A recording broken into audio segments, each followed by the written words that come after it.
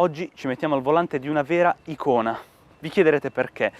Non staremo sul nostro classico lungomare di Bari, ma siamo venuti qui a Matera dagli amici di Ultramotor che ci stanno dando la possibilità di provare insieme a voi sulle meravigliose strade panoramiche della Basilicata un'auto, come detto, davvero iconica, la Mini Cooper 2021. In particolare proveremo insieme in questo test drive la Mini Cooper S. Guardate un po' il badge qui.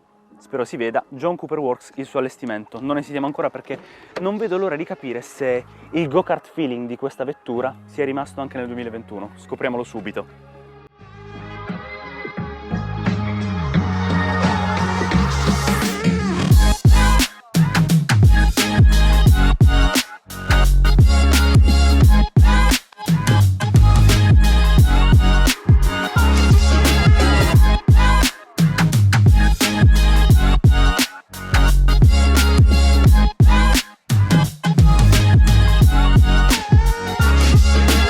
L'icona Mini è visibilmente cambiata, ma per fortuna non è stata stravolta.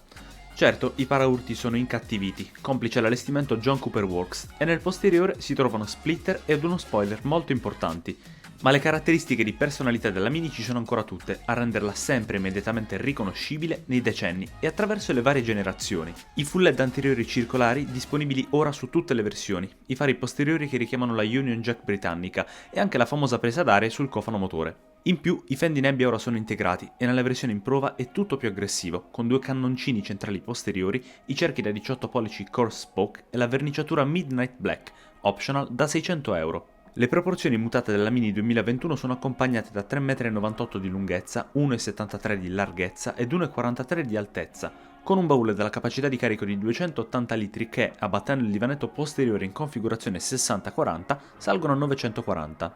La personalità di un'auto del genere deve renderla riconoscibile al primo sguardo, esternamente certo, ma anche e soprattutto da chi la guida. Parlo dei milioni di appassionati della storia di questo modello, sin dal 1959.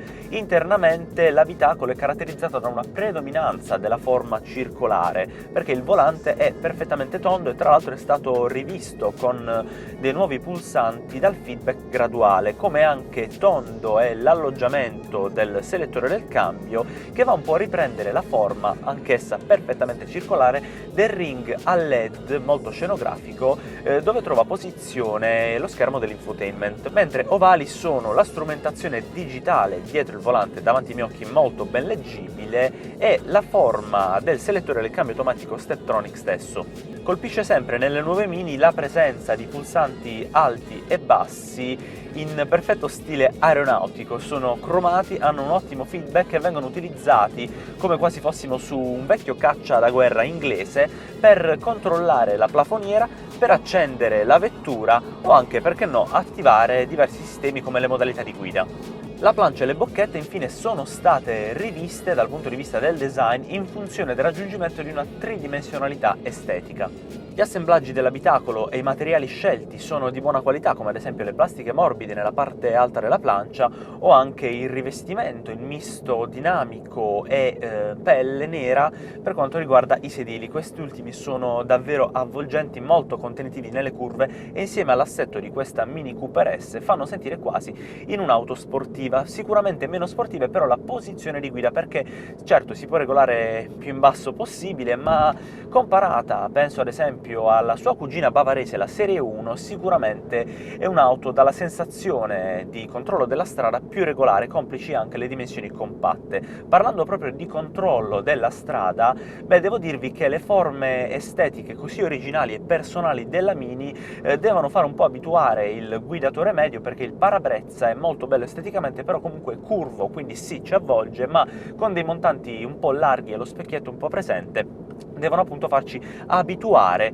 a controllare ciò che abbiamo davanti a noi. Stessa cosa per quanto riguarda il posteriore, dove l'1.8 è leggermente sacrificato e quindi ci costringerà, tra virgolette, non è neanche troppo un sacrificio, ad utilizzare più spesso la retrocamera di parcheggio, che però ha un'ottima risoluzione. Per quanto riguarda infine l'abitabilità posteriore, vi dico che due passeggeri adulti stanno seduti sicuramente comodi, il terzo, più che un bambino con un seggiolino, francamente non ve lo consiglio, perché c'è un tunnel centrale molto presente con l'alloggiamento di un portabottiglie davvero pratico, anch'esso, guardate un po', di forma perfettamente circolare.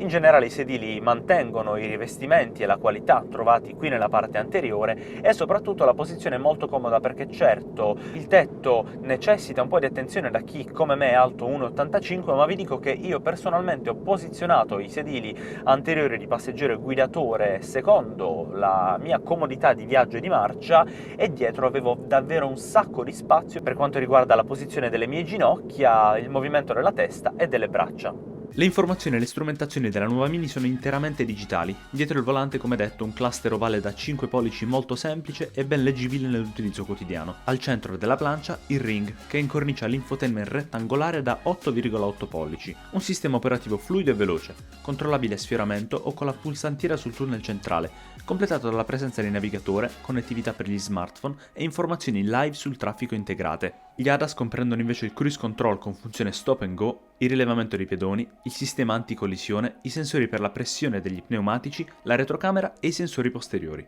La gamma Mini è piuttosto ricca, sebbene offra unicamente varianti benzina o elettrica. Si parte dalla One per neopatentati, equipaggiata con un 1.500 3 cilindri da 75 cavalli che crescono a 102 sulla One classica e a 136 cavalli per la Mini Cooper. Unicamente in declinazione 3 porte sono invece offerte la elettrica da 135 kW, circa 185 cavalli, capace di percorrere 260 km con un pieno di energia, e la John Cooper Works, una bomba ad orologeria che sprigiona 231 cavalli con il suo 2004 cilindri. Sempre 2000, sempre 4 cilindri ma con un cavallaggio di 180, è montato sulla versione provata da noi. Brioso e sempre pronto, invoglia tantissimo ad affondare il piede sul pedale destro. L'accelerazione da 0 a 100 è compiuta in 6,8 secondi, con una velocità massima di 235 km/h ed una coppia di 280 Nm.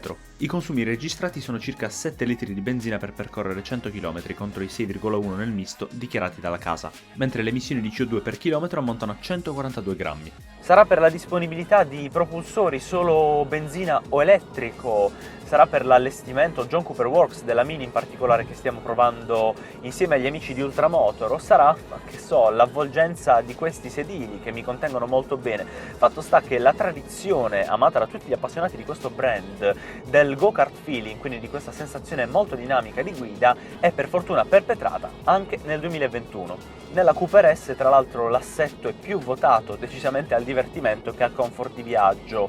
Piuttosto rigido, non spezza la schiena, ma rende la Mini veramente comunicativa in merito a quanto avviene esattamente sotto di noi.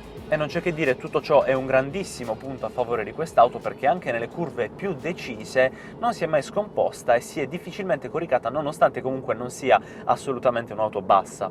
Credetemi, non so cosa aspettarmi dalla variante 100% elettrica che, oltre a questo assetto, avrà il pacco batterie montato sul pianale, quindi un baricentro molto basso e molto divertente. Il cambio automatico Steptronic ad 8 rapporti è fluidissimo, molto intelligente praticamente in qualunque situazione in cui abbiamo portato questa Mini Cooper S, però ragazzi abbiamo 180 cavalli lì davanti sotto il cofano motore e quindi io sarei curiosissimo di provare questa stessa versione di Mini abbinata al cambio manuale. Ma vi immaginate cosa può essere sul misto stretto, sulle strade panoramiche della Basilicata?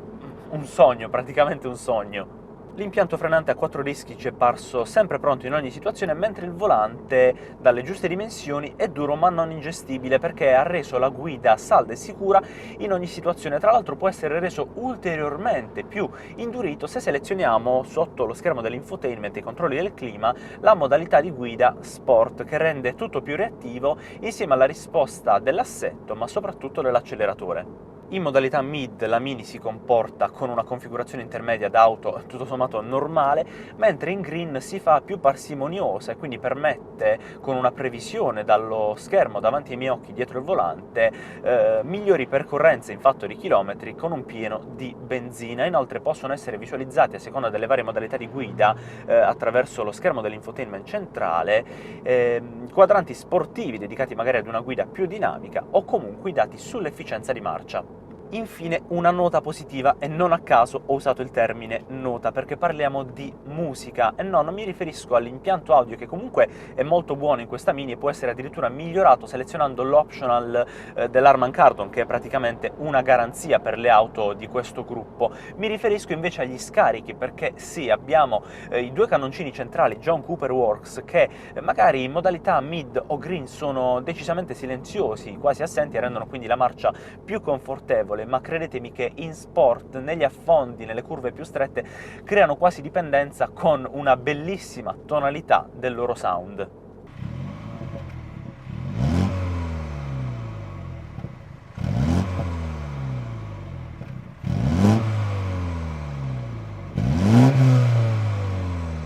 E a proposito di questo, dai, direi di mettere in sport, selezionare anche i display sportivi per visualizzare ciò che vogliamo vedere su questa Mini e questo infotainment, e io sto andando a lasciare questa Mini in concessionaria dagli amici di Ultramotor Mini qui a Matera. Vi consiglio di iscrivervi al nostro canale e cliccare sul campanello per ricevere tutte le notifiche sui nostri prossimi upload, di farci sapere cosa ne pensate della nuova Mini 2021 qui sotto nei commenti. Se questo video vi è piaciuto magari lasciateci anche un like, perché no, non vi costa nulla, e restate aggiornati sul nostro sito internet e su tutte le nostre piattaforme social, quelle su cui siamo presenti, bastando che voi digitiate wedrive.tv. Sentiamo un po' il sound di questa Mini, ovviamente ragazzi sempre restando nei limiti di velocità.